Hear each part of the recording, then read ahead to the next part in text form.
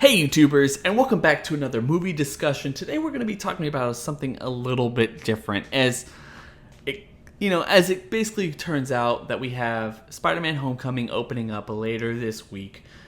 I wanted to basically take the time to discuss whether or not, or potentially what could have happened if, lo and behold, Tobey Maguire, Sam Raimi's Spider-Man 4, Spider-Man 5, and Spider-Man 6 had actually been greenlit, and basically determine or basically discuss what would have happened, whether those movies would have survived the ultimate Marvel Cinematic Universe landscape that was basically built up around the fall of the original Spider-Man trilogy that we got from 2002 to 2007.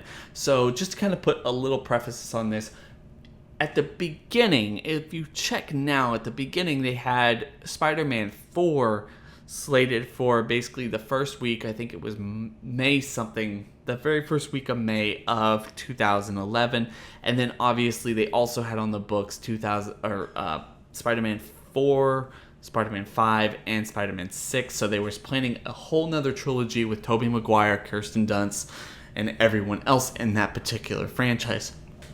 Personally, I am a huge fan of the original Spider-Man movies, but at the same time, I feel like with the growth and expansion of the superhero genre, as it were, I feel like although they're kind of still epic movies in and of their own right, we've kind of gotten a little bit away from them as in terms of, the comic book landscape, the audience landscape of these particular films. And Marvel basically grew up around the downfall of the Sony Spider-Man, the original Sony Spider-Man movies, to kind of pick up the pieces and create this new revolutionary concept of a cinematic universe where all the pieces kind of fit together and all the characters interact to basically give us something very special, and potentially not only several kind of solo films that make up its own franchise, but also some really special,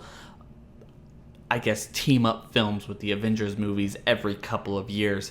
So with that being said, I am once again joined by the one, the only Mikey Savage 21. Mikey, why don't you say hello to everyone listening right now? Hey, what's going on, guys? You know who I am. I'm a savage. I sweat, and I do movie content. Make sure you go check out the channel, because we get sweaty all the time and just talk about all kinds of movie topics. And I mean, it's summertime. It's the best time to get sweaty. You know what I'm saying? I agree, man. I agree. Anyway, guys, please make sure to go down to the description section below, and please make sure to check out Mikey. His channel is really awesome. The guy does weekly movie reviews. He really tries to get out some really decent quality content for you guys.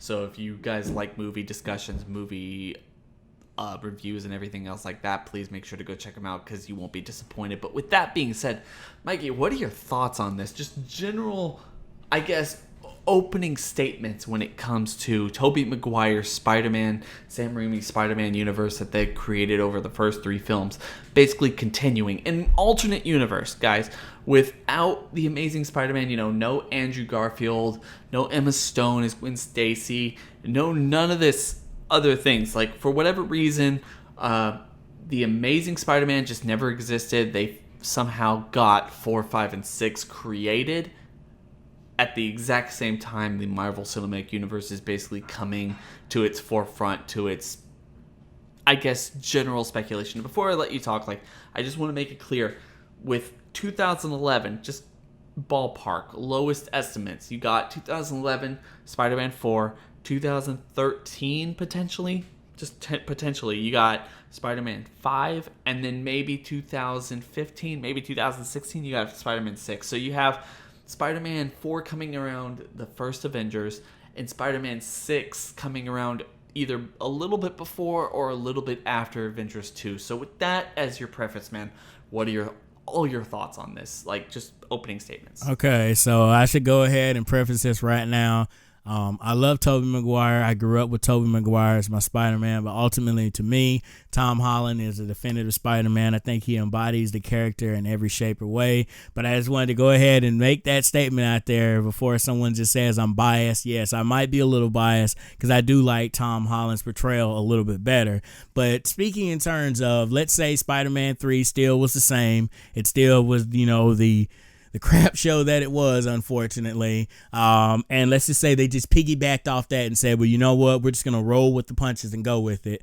Now, speaking in terms, this is almost kind of close to around a time when the Sony hack happened as well. So we're basically going to take that off the table as well, just for right now, at least for this part of the discussion. So I think that Spider-Man 4 would have been kind of hard to do a little bit, considering that it would be coming around the first Avengers movie, because there and again, we still have the general movie going on. It who doesn't know the difference between the Sony Marvel universe and the Disney Marvel universe. Right now, they just know Marvel is Marvel, and eventually people are gonna say, well, how come Spider-Man hasn't showed up next to Iron Man, or how come Iron Man doesn't come help Spider-Man when all these people are coming around and whatnot? Because people have been asking that question for years.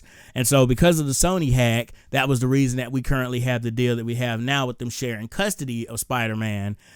So I think 4 could have, done decent numbers. I think it would have been able to come off of the high, especially if it came after the first Avengers movie. If it came before, it might hurt the Avengers a little bit, but not too much, because you're still getting to see the amalgamation of Chris Hemsworth's character, of Chris Evans's character, of Robert Downey Jr.'s character, of Mark Ruffalo's character, of Jeremy Renner's character, and Scarlett Johansson's character. You're still getting that ultimate team up and going against Tom Hiddleston's Loki, so people still would have been interested in seeing that, but I think it might have hurt the opening numbers a little bit if it came before. Now, if Sony was smart, what they would do was they would ride that Marvel wave, and they would have it come out after the Avengers, maybe not a couple of weeks, maybe a month or so afterwards, because people are still going to have that fresh taste in their mouth. So then Spider-Man 4 comes out, and they introduced 3 characters like they originally were planning to do. They were planning to apparently have Mysterio.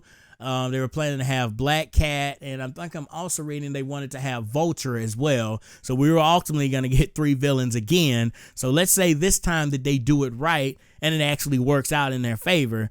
Okay, so then now we've gotten another good Spider-Man movie. So this would lead to Spider-Man 5, which let's just hypothetically say Spider-Man 5 was going to have Carnage in it. Let's just throw Carnage in there since we are... Or the Lizard. Or the Lizard, because they'd already kind of built that up, hadn't they? Yeah, a little bit. That's right. They had kind of built up the whole Dr. Connors thing and everything a little bit. Okay, let's say the Lizard was going to be 5, and then 6 would be the ultimate big bad that everyone knows is Carnage. So you would bring Venom back again and then have Carnage going against each other. So this one will be coming again. I would, if they were smart, I would say release Spider-Man 5 after the second event. Actually, this time I would say release it before the second Avengers, because Age of Ultron, while it did buku money and it did fantastic in the box office, there was still a big major difference between that box office and the first Avengers box office.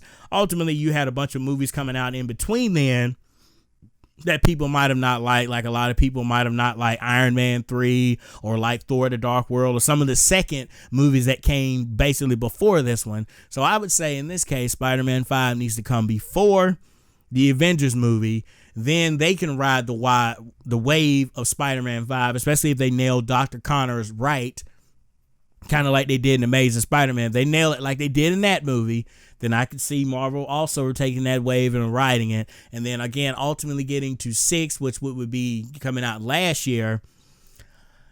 If they can be better than Batman v Superman and be better than Suicide Squad, then I could also see 6 doing buku numbers in the box office as well. Because basically, you have another Marvel movie coming out, and Sony is crushing it right now. And let's say they release it the week or maybe a couple of weeks after Batman v Superman. Batman v Superman was so poorly received that not only was it possibly going to hurt Civil War, because again, general movie-going eyes doesn't know the difference between Marvel and DC. They just know a superhero movie is a superhero movie. And so then right before that, you also had, or right after that, you also had X-Men. So I think if they would did the smart thing, they would release it after Batman v Superman, maybe before Suicide Squad. I think maybe before Suicide Squad would be the perfect time, because that's when you're getting out of that summer lull a little bit and you're starting to get into the fall and everything. So I think that would have been the perfect time to introduce Carnage and Venom. And then, of course, you have the two biggest Spider-Man villains that everyone's well known of. So let's say they crush that as well. I ultimately think that the Spider-Man universe with Tobey Maguire could have lasted, giving that, again, Tobey Maguire wanted to keep coming back to play Spider-Man, that the storylines were good, and that they actually got good cast actors that know these that know the characters that they're playing, and that you have directors. I'm guessing Sam Raimi would still be directing, and letting Sam Raimi have freedom this time again, like he did with the first two, and not be tied down to restrictions like he was in the third one. If you let him do his thing for 4, 5, and 6, I can see it flourishing in this Marvel Cinematic Universe. And maybe down the line, if you still want to build up to the ultimate goal of Infinity War, you can have Tobey Maguire show up and help them out towards the end.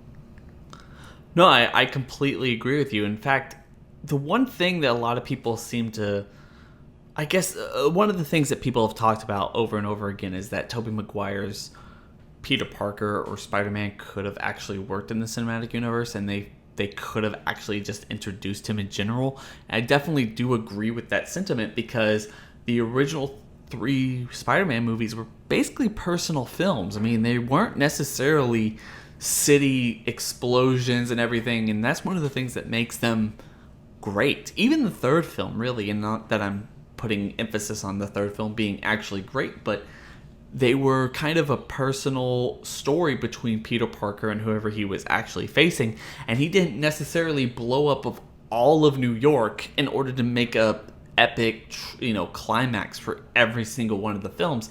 So in general, Tobey Maguire's Peter Parker could have actually kind of fit into the Marvel Cinematic Universe pretty well, especially in the last 3, like the first 3 films, let alone a potential 3 more that they were planning before they actually ended up canning it. And like in this hypothetical conversation that we're having, considering the fact that maybe Amazing Spider-Man didn't necessarily happen in the overall scope, I mean, I think we have to look over, and you were basically talking about yourself, what happens when it comes to the overall box office of the original 3 films and also the Amazing Spider-Man films, and how does that maybe show us how those films were basically, I guess, indicative of what a Spider-Man 4, 5, or 6 might have actually become if they had actually been, fortunate enough to actually occur. So just when you were talking, I was looking up just in general. So just so people know, the original Spider-Man made $403 million domestically, over $121 million worldwide, followed up by $373 million domestically for the second film, $783 million worldwide for that film. And then this third film, although it was probably the most critically annihilated, or at least hated amongst the original 3 films, still, like for a lot of people right now might be actually shocking, still positive reviews, I think, overall fresh on Rotten Tomatoes, as much as a lot of people would kind of hate that. At least I think. I haven't necessarily checked in a long time. But that movie made $336 million domestically, which I should add, at least domestically, it made more money than the other 2 huge trilogy films that were released that year, considering the fact that also Pirates of the Caribbean World's End also opened that same month, and so did Shrek the Third also opened that month, considering the fact that those were 2 juggernauts that had previously also made over $400 million worldwide, or at least in the domestic box office. There was a lot of competition going into that month, and when it came to domestic earners, Spider-Man 3 actually beat both of those films, opening at the very beginning of May 2017. Spider-Man 3 went on to make $890 million, to then, even right now, considering the fact that we don't necessarily know how much Homecoming will make in the worldwide box office, that was the most money a Spider-Man movie has made worldwide. And if Homecoming doesn't necessarily reach that number, I personally think that Marvel hasn't failed. They haven't done anything to prove one way or the other, but it is going to show us readily that it just wasn't necessarily the best call. But we're just going to have to wait and see.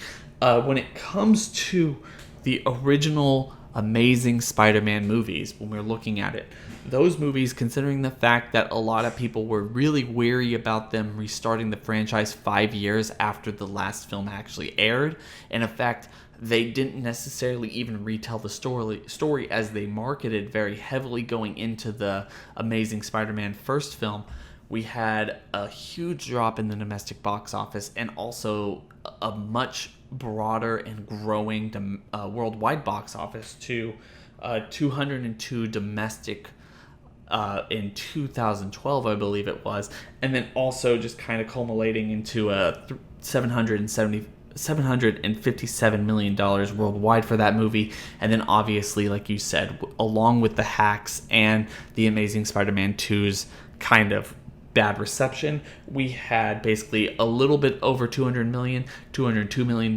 domestically, to be a little bit more precise, and then $708 million internationally worldwide, to basically show us that Sony had basically dropped the ball tremendously, and they weren't necessarily in the way that they wanted to be when it came to this particular character or franchise. But considering the fact that there was so much bad will going into, I guess, a reboot, a retelling of a story that we had already seen less than 10 years prior, or at least at that point 10 years prior, we weren't necessarily willing to see another iteration of Peter Parker, of his story being retold, especially from the very beginning with basically no changes or anything like that. So people were already turned off. Like you said earlier, that there was potentially going into Spider-Man 4, we had already known Tobey Maguire, Kirsten Dunst's Mary Jane. I don't necessarily remember the actress, but they had introduced Gwen Stacy as well, along with several other comic book love interests and villains. Up until that point, they had basically gone through a large majority of his rogue gallery, which was really kind of well known to the general audience, although Spider-Man, like Batman, has a huge rogue gallery that he can basically kind of take and basically get any type of interpretation from, both with Venom and Carnage, and also the Lizard, the Vulture, and all these other people that they could basically keep coming from. My question to you, Mikey, is whether or not you would imagine, or you would at least consider the fact that there was a situation where, considering Marvel with Iron Man, the Incredible Hulk, Iron Man 2, at this point, as they're making Spider-Man 4, Sony, given everything that we know as to what actually really happened in our own, timeline for this, would they have hedged their bets even further and considered the fact that Spider-Man 4 was going to be the jumping point of a new Spider-Man universe for themselves, going into the Amazing Spider-Man, or like a Spider-Man 4, or maybe Spider-Man 5 was going to be the start of their universe, where they were going to start casting notable, recognizable people for villain roles. They weren't going to be killing villains anymore. They might introduce some kind of a Flash Thompson, Venom special agent role that they have in the comic books, or something like that. Do you think they would have done that in order to create their own cinematic universe like they did with the Amazing Spider-Man? Or would you think they would have stayed course with what they had been doing, what had been working for so long before that? And getting to the to who Gwen Stacy was, Bryce Dallas Howard who played her. So that's right. Jurassic, holy crap! Yeah, Jurassic World girl herself actually played Gwen Stacy. It would have been perfect. Yeah, Spider-Gwen with her would have been epic. I'm sorry. I'm sorry for interrupting, but that would have been epic. I'm sorry for anyone who basically thought, what are you thinking? It was Bryce Dallas Howard. Like, oh my God. Like, I can't believe I misjudged it. But anyway, please.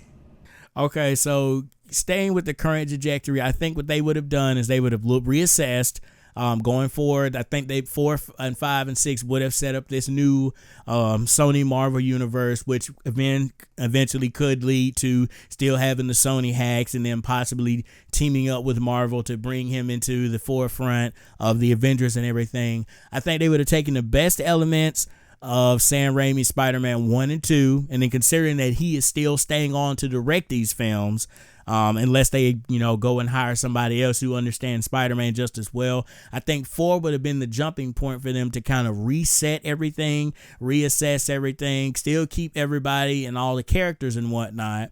But this is basically a second breath of fresh air. You want to rejuvenate the public's eye and Spider-Man. You want to show them that, hey, we're sorry for 3, we're sorry for what happened, this is where we're currently going with 4, 5, and 6. Please stick along with us for the ride.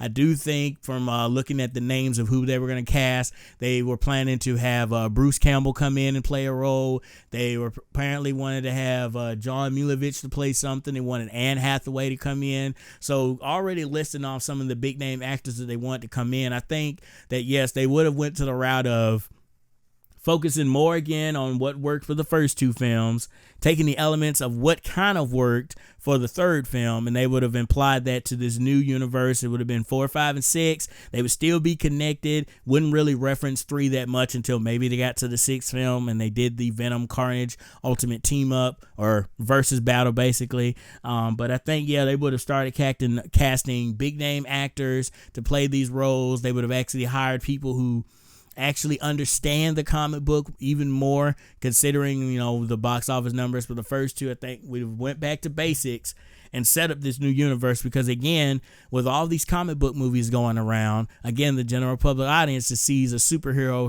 / comic book film. They don't see Marvel or DC or Fox or Sony or Disney. They just see a logo and they just see comic book movies. So I think if 4, 5, and 6 came out, they crushed it and they stuck with what worked for the first 2 films, I could have seen it thriving. And then again, I could see them also doing the ultimate team up as well for basically introducing Spider-Man into the universe.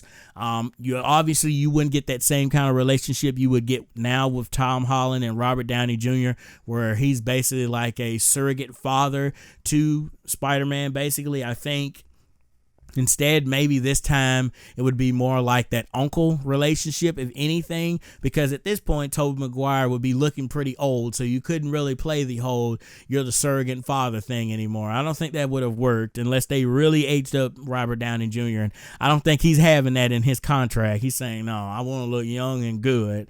But no, I think it would have flourished if they stuck with the first 2 films, what worked for those films, and then just applied it even more, went out and cast real big name directors in case Sam Raimi didn't want to come on, and went and cast well-known actors and actresses that know what they're doing and know how to get into character, basically. So yeah, I think, and if you take Avi Arad off of there too, I think it would have also been a good thing to take him off there, because he's the reason that we got Venom in Spider-Man 3. So I think that they would be like, hey, Ivy, we appreciate everything you did, but bye-bye, goodbye.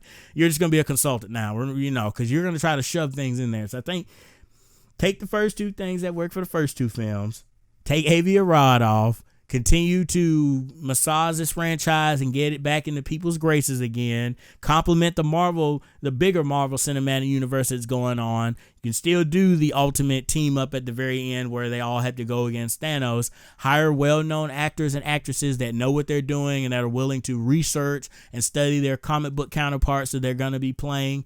Then I think you would have had a great cinematic universe for 4, 5, and 6. No, I understand what you're saying, and I just want to kind of confirm, because I just don't want to kind of interpret your words incorrectly. You're saying that you would like to see, with, I guess, potentially, kind of taking this idea that we have to live in our own world, but considering the fact that potentially they got Spider-Man 4 and Spider-Man 5 and Spider-Man 6 out, that they still would have gotten hacked. It would have still shown that they weren't necessarily know what they were going to do, and potentially lead to Spider-Man's kind of coming into the Marvel Cinematic Universe, at least with the continuity of the original 3 plus whatever they had gotten prior. Yeah, I still do believe the Sony hacks would have happened, even with the success. I still believe the Sony hacks would have happened because they had that whole debacle about the film that they apparently were producing, because apparently they still would have produced whatever that movie was that Kim Jong-un didn't like. I forget what it was called. They had James Franco and Seth Rogen in it. The Interview, yeah. I still think that they would have still been upset. We would still had the hacks and everything. And so I think to shut the noise up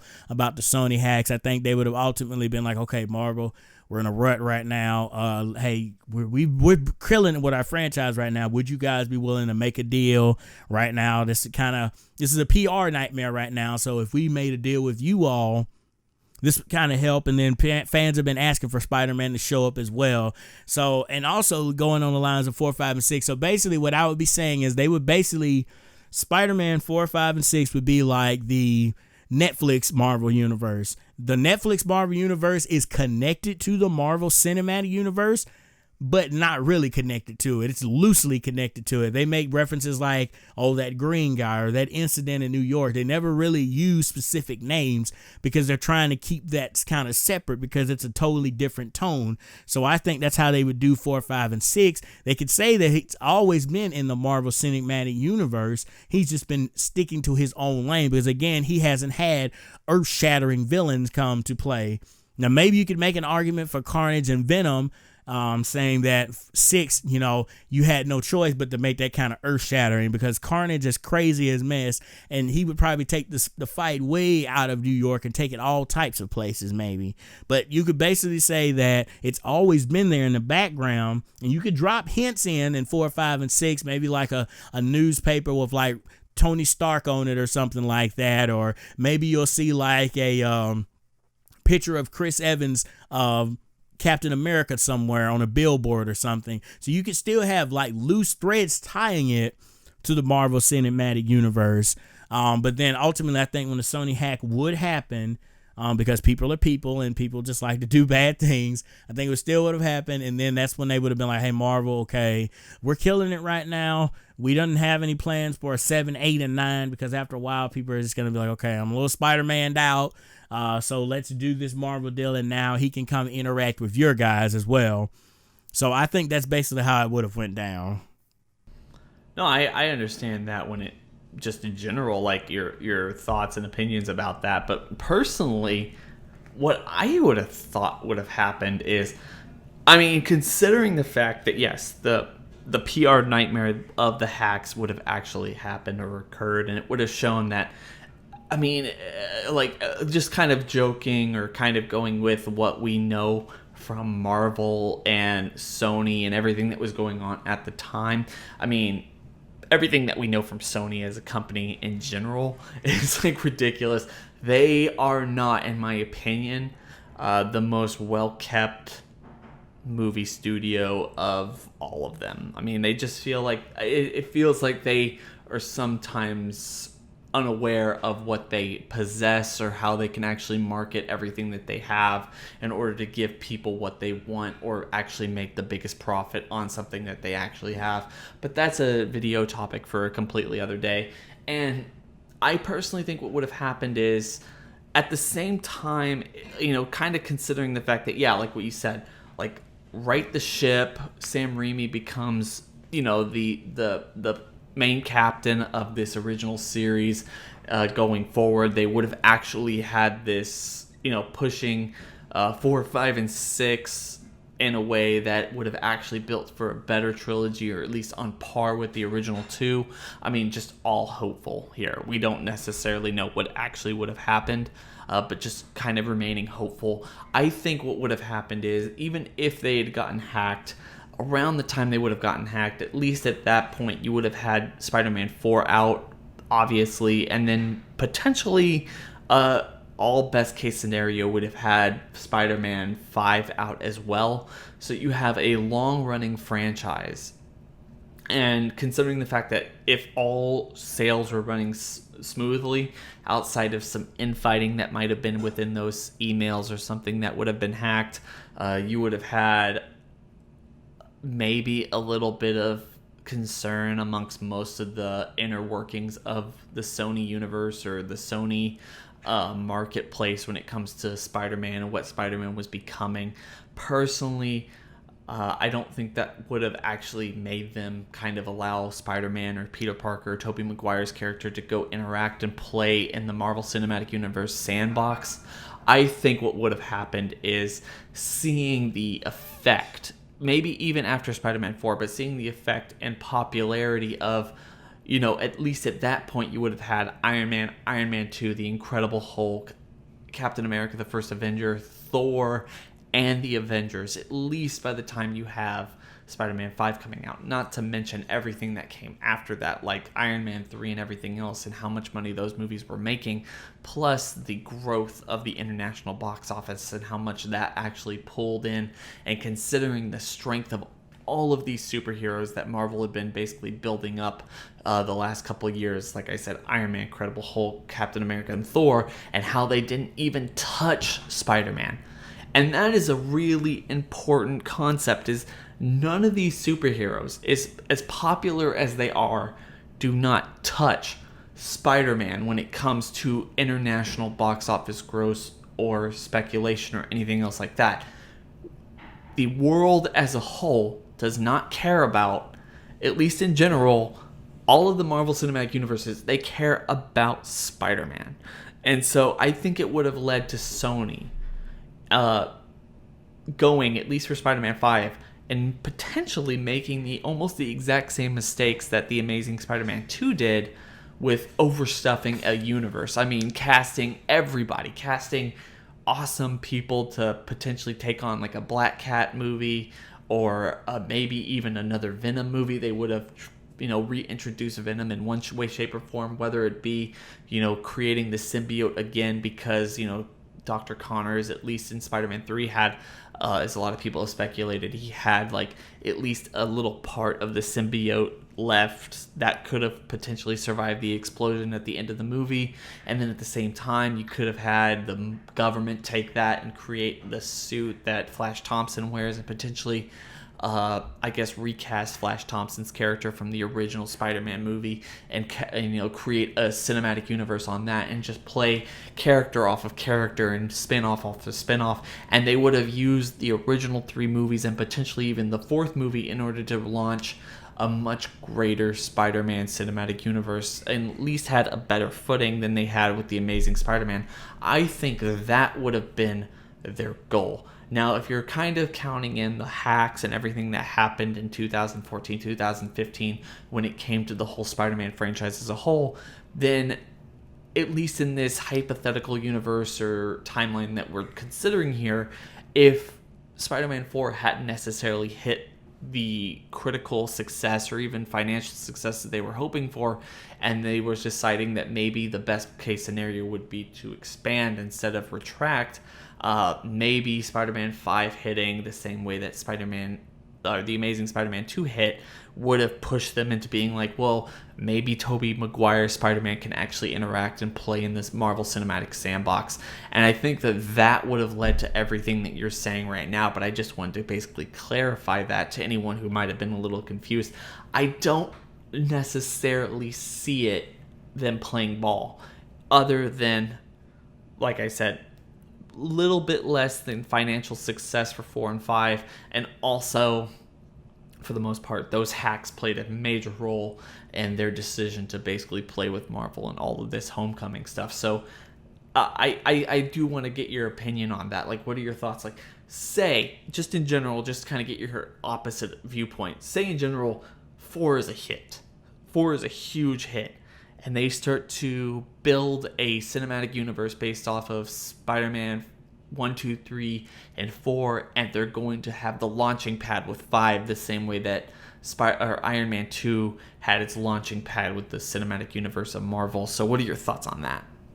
Okay, so considering that, again, the Sony hacks would still happen, and that 4 would be like this massively successive thing, going to 5 and 6, I still think that they, eventually would play ball because, again, ultimately it's a money thing. And what's a way to bring in even more money? Oh, combined with the current Marvel Cinematic Universe that Disney has rights to. That would just blow the roof off of the money game, because one of the things that made Civil War so successful last year when it came out was because not only did you get a great Black Panther, but you got Spider-Man back in the Marvel Cinematic Universe. And I know when I personally went to the early screenings, everybody flipped their lid when Spider-Man made his appearance. When Tony Stark is like, oh, I got a guy. And then it's like, oh no, they're going to get Spider-Man. Everybody in that theater lost their minds. They went crazy because like, oh my gosh, it's happening. It's happening. We thought they might have been trolling us, but these trailers, no, it happened. So I think they still would have played ball because, again, the whole money aspect of it, because that's ultimately what it comes down to, is money. Sometimes it does come to money, and I think that Sony would want to play ball and be like, okay, we'll share the rights to Spider-Man with you, but we're gonna have to get some of this green in, because again, if 4 comes out and it crushes it, then 5 comes out and still manages to crush it a little bit, kind of like what the second one did, where the second one was even a little bit better than the first one. Maybe 5 comes out and it's just a wee bit better than the fourth one. Then I think the potential could be, be all over the place, because then not only could you ultimately play ball in the Marvel sandbox, you could also borrow some of their villains as well. Because one of the things that I have always wanted to say is, if they would have kept going, it would have been interesting to see Tobey Maguire interact with the Hulk and Thor and the current guys that we have, because again, in the new current cinematic universe that we have with Spider-Man, he's a kid, so he views all of these as like these grown men that he looks up to. In this case, Spider-Man is grown himself, so how exactly would he interact, and his viewpoint of these characters would be a little bit different. And even if, like, say, Tobey Maguire was starting to get tired of playing a certain character, I mean, Tobey Maguire himself did say that he would love to have come back and did 4, but after that he would have, just kind of, played it by ear. So saying that he didn't want to come back, this is ultimately another way to ultimately, and again, Tobey Maguire fans, don't get mad at me. Maybe this could have been a way to kill him off and introduce a new Spider-Man. And we could have gotten still the Tom Holland, basically. You could have still had 4 come out, crush it, 5 come out and crush it. And then let's say he does the crossover, and then he has to suffer the repercussions of the crossover, because Thanos is a big bad, and Thanos is basically out for blood at this time around, because he's not playing about those Infinity Gems. So what better way than to say how serious he is than to take some people out with him? And I could see Tobey Maguire being one of those people, because again, if Tobey Maguire doesn't want to come back, this is an opportunity for you to recast, get a brand new younger face. Let's say Tom Holland would still use him and say he could come in and be the new face, and he could be, I don't know, I forget who all the different Spider-Mans were. I know the most popular is Miles Morales and Peter Parker. So whoever came after Peter Parker, I have to go back and read up on my Spider-Man comic book lore and everything. I unfortunately I don't know as well, but I mean, it also is a good excuse to actually introduce some diversity into the cast and actually introduce Miles Morales, honestly. So I mean, you could do that as well. I mean, it doesn't have to be Tom Holland. It could be an up-and-coming African-American actor. So, like, and it's honestly, that is something, at least if you're playing in the, Marvel Cinematic Sandbox, like, if they are allowed to play with each other at this point, like, for the most part, what you're saying here is kill off Tobey Maguire and replace him with another person.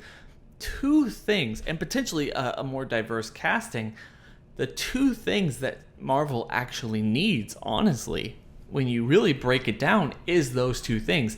They need all these situations with heroes and, worldwide destruction situations to have some kind of inevitable repercussions, which would basically be killing off a character, a long-time beloved character. And also they need some kind of I guess for the most part, they need some kind of a diverse casting situation where they have non-white, I guess, male protagonists basically leading a film. And you can't necessarily have, I guess, at the same point, you can't necessarily have Black Panther or Captain Marvel basically hold that entire mantle all on their own. They should basically hand it off to someone else. So I can definitely see where you're coming from with that. Yeah, and considering that, okay, they do decide to reintroduce Miles Morales as the new Spider-Man, basically. Not only is it great because then you'll have another black superhero film coming out along with Black Panther, and then of course you always have Falcon in the background and War Machine as well. But it'll be great to see another young African American come out and star in his own comic book series. And again, I know Tobey Maguire fans are crying like, why would you kill off this character? And it'd be like, one, it's repercussion. Like you said, this could be the situation like in Avengers when they killed off Agent Coulson's character. What did it do? It united the group to ultimately put aside the differences and come together. What better way for Thanos to make his presence known than to kill some main characters? Because I guarantee when we get Avengers Infinity War, somebody's going to die because Thanos has got to make his presence known as the biggest and baddest. And one of the things that I can say about all of the villains that we have seen so far, none of them have been able to kill any of our main heroes. Thanos is going to be that one exception where he comes in and he's going to make his presence known by taking somebody out. And then again, now it also gives Sony an opportunity to reboot it and come back with some more fresh ideas, because after a while, if you kept with Tobey Maguire, you can only do so much. It's going to get stale after a while because you want to have shakeups every once in a while. It's the same thing with the comic books. The comic book can keep going and going and going, but ultimately they like to have shakeups in between to kind of just like say, okay, this is something different. We'll still give you what you wanted before, but this is kind of different as well. So yeah, I could definitely see them going the route of Miles Morales, and there and again, this could ultimately unite the other superheroes that were just introduced to Tobey Maguire's Spider-Man, because we're not saying that Thanos would immediately kill him off. I'm not saying like as soon as the movie begins, boom, Spider-Man's dead. I'm saying like maybe towards the end, which would lead into the Untitled Avengers Infinity War Part 2, whatever they're going to call it, the fourth Avengers movie ultimately. So yeah, I would love to see them do something like that to where they would bring Miles Morales in, because not only are you now having another African-American superhero play in the Marvel sandbox, it also gives Sony a new chance to try some different ideas that they couldn't try before. And it also gives Sam Raimi a way out if he wanted out of the franchise as well. And you could also come in with some new blood in terms of directors as well. Mm-hmm.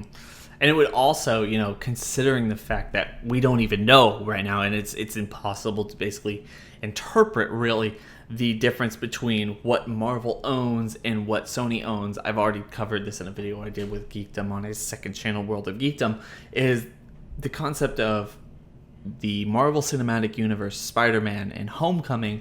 Sony is getting all of the box office revenue while Marvel and Disney are getting all of the toy sales. And that's how they basically structured their deal. I mean, just the basic general outline blueprints of that. And it's not necessarily broken down in the most basic way. I mean, obviously it's broken down way further than that, but that's just to give you perspective.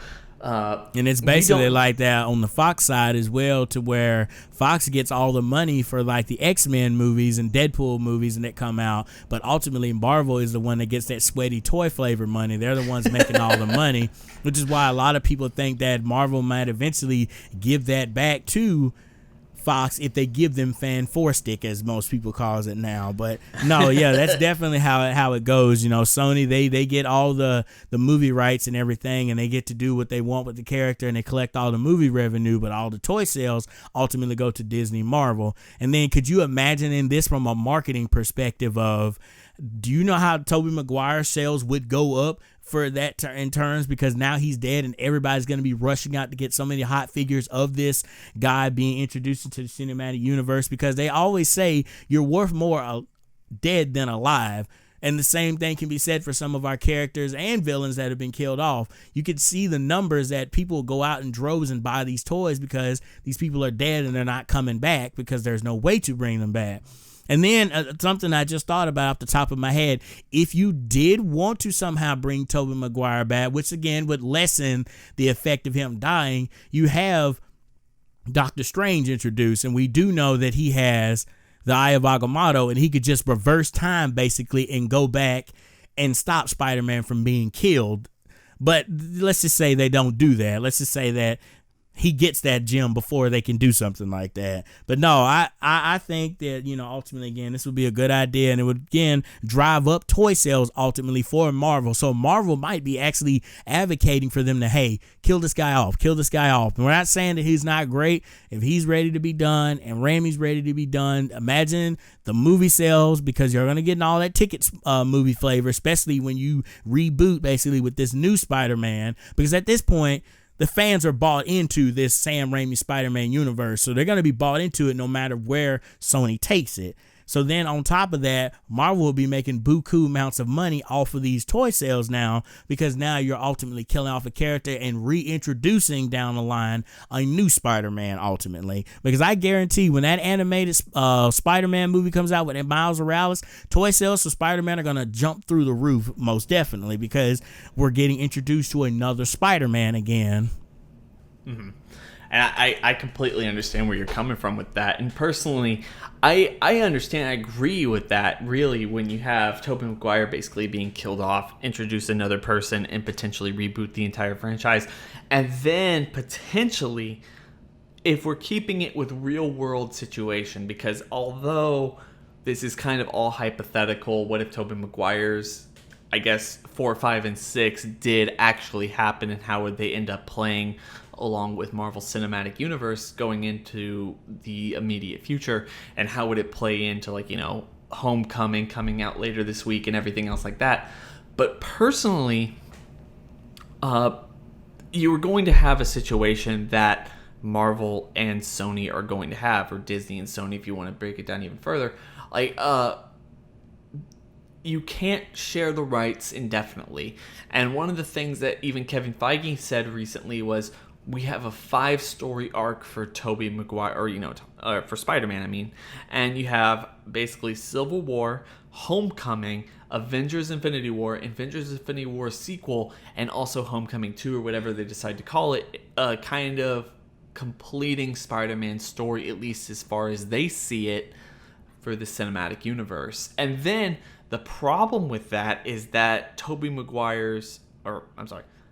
Tom Holland's Spider-Man character is also contracted for one more film. At least when you think of it that way, he's contracted for one more film when it comes to the general scope of his contract with Sony and Marvel. And what is that third Homecoming movie going to be, and how is it going to interact with the cinematic universe, or even Sony's offshoot of their own Spider-Man universe, and how is it going to interact? How are these universes going to interact, whether they're going to be connected or adjacent to each other, as Amy Pascal has said. And I think that is something worth discussing, and probably something that would also be rearing its ugly head when it comes to this particular hypothetical universe. It's hard to get movie studios to agree and talk with each other. The very concept that Spider-Man is owned by Sony and is playing in Marvel Cinematic Universe right now, their own sandbox as it were, is revolutionary when it comes to Hollywood filmmaking and deal making and all this other stuff. So yeah, because no other studio has ever done this before. This is like the first time. So if it comes out and it crushes it, you can ultimately see more stuff like this, and that people would be more willing to have conversations and talks with each other about sharing characters in terms of like a bigger cinematic universe. But if this movie comes out and bombs, which I'm praying that it doesn't, this could ultimately just set up the fact that this does not work. It does not work trying to share characters and be one studio has the main character, but they're trying to play in another person's sandbox. It would also set up the fact that it doesn't work ultimately. Yeah. And I completely agree with that. And it would also, like I'm trying to get to, like, it would basically create this situation where I guess it would be a little bit better of a transition. Like you have Marvel convince Sony, as you were saying earlier, to kill off Tobey Maguire's character. Maybe he's getting a little older for this role. He doesn't necessarily want to keep playing this Spider-Man Peter Parker situation. Kirsten Dunst, for the life of her, has always been kind of against it one way or the other. The general scope of things is not working out in terms of these people playing these roles long term. why don't you let us kill him off, have this big kind of cinematic moment? You know, you can't basically keep committing so many atrocities or so many situations without actually killing off somebody, and then we'll happily, with, you know, Miles Morales or one of the other Spider-Man characters, will happily set you up in this movie or the other movie, where you can basically jump off from Peter Parker to Miles Morales and then kind of play in your own sandbox that is basically adjacent but doesn't necessarily interact with everything going on here. And you can have all the revenue and everything from your movies and play in that situation, but because Peter Parker is no longer involved, we don't necessarily connect the same way that we used to. And I think, you know, just my personal opinion is, I think that movie studios would be okay with that, and I think the general audience would be okay with that as well, although a lot of people might be questioning it one way or the other. As long as it's not Peter Parker and it's Miles Morales kind of living in this other universe that they've basically created adjacent to it that doesn't necessarily touch anything, I just don't imagine a lot of people complaining. I haven't seen the outrage of people complaining about, you know, Andrew Garfield's character wasn't able to play with Marvel's characters or something for the longest time, or even, you know, Hugh Jackman's Wolverine wasn't able to play with Marvel's characters for the longest time. I mean, everyone wanted it, but I didn't see the outrage from the general audience that just didn't necessarily understand it. So as long as they play that game, I would really actually love that concept. Yeah, most definitely. I would too. And, you know, and it's not like that you never know what's going to happen down the road. I mean, Hugh Jackman said that he's done as Logan, but we have hints that he might turn up in Deadpool too. People have always wanted to see him kind of do something with Deadpool. And, you know, same thing. Now, obviously, the Miles Morales can't obviously cross over with the current MCU because it's an animated movie, and it's unheard of having an animated movie starting off a new franchise and then jumping straight into live action. That's kind of the opposite way we've seen it done. Well, with most notable films like Ghostbusters, basically, where you had 1 and 2 come out, and then you had a video game, which basically was considered the third film, and then, you know, they were supposed to have this ultimate fourth film. But no, I would love to see all of this play out, and it's just amazing to see what could have happened if they would have kept going with 4, 5, and 6, and how Sony could have done something, and, you know, we would have never got Amazing Spider-Man and Amazing Spider-Man 2. And I know people loved Andrew Garfield. I know I dug his take on it. But it would have been cool just to see Tobey Maguire kind of finish it outright, and then ultimately have that big ultimate sacrifice that his uncle had always told him about, you know, dating back to the first film. With great power comes great responsibility, because even if you kill him off, maybe you could say he actually sacrifices himself for some of our heroes. Because again, what better way to whip them into shape and show them how serious he is than for him to sacrifice his life and be like, go, I'll take care of him, or I'll do what I have to do to stall for time. You just get out of here and just kind of re-strategize. Because I have a feeling that they're not going to know that Thanos is coming for them, and so they're going to be taken completely by surprise. So this would ultimately give them some stakes of, okay, Cap, Iron Man, we know you've just had your fight, but we need to put that aside. We all need to come together with the Guardians of the Galaxy. We need to come up with a plan to take Thanos out, because as we just saw, he's big and bad. He has made his presence known on Earth, and he's just taken out one of our own. Mm-hmm. Well, I completely agree with you, and you know, in the I guess the essence of time, for the most part, I think we'll close it out here. I really want to hear everyone's opinions in the comment section below, and please, unless you have any other anything else you'd like to say, Mikey. No, thank you for having me on the discussion, man. I love coming and just talking about these comic book characters and just what if scenarios. Anytime I get to geek out and sweat about anything that's Marvel or DC related, I definitely have to hop on the video and talk about it. So thank you for having me on, man. I look forward to jumping back on some videos with you in the future. Yeah, and please, everyone who's listening right now, and I hope there are at least some people who can who have gotten this far in this video just to hear us ramble about what we would like to see in this hypothetical universe of whether or not Spider-Man 4, 5, and 6 actually happened and how would they have interacted with the Marvel Cinematic Universe. Please make sure to go check out Mikey Savage 21 on his channel. The guy makes some really awesome content. In fact, he's one of my favorite YouTubers, just making such personal videos along with awesome reviews and gameplay stuff. So please make sure to go check him out. Anyway, guys, I want you guys to comment on this. I want everyone to share their opinions on this one way or the other, whether you think we're right, whether you think we're wrong. I just want to hear all about it. And at the same time, I want everyone to like and share and subscribe to this channel, and also just hit that bell over by the subscription button, because that's how you're going to get notified every single time I upload. And with that being said, guys, please make sure to have a good day, and we're going to talk to you later. Peace, everybody.